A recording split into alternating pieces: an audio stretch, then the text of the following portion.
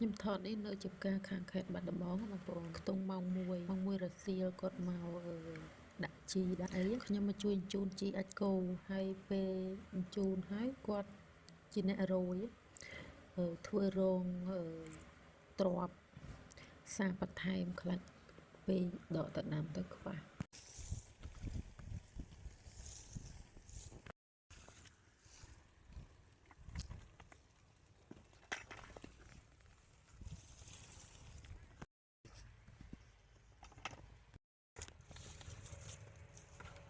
បានប្រាក់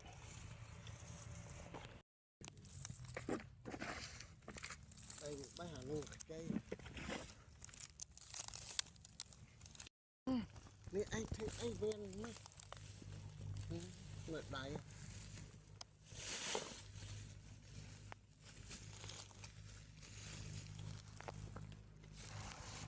តាំងពីខ្ញុំស្គាល់គាត់មកឃើញតែគាត់ធ្វើស្រែហើយនឹងធ្វើចការទេបងប្អូន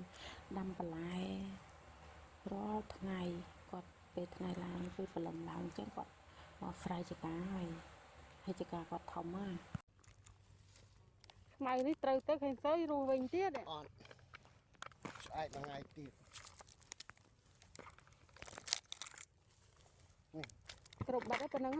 ឃើញមកអានេះដកព្រឹប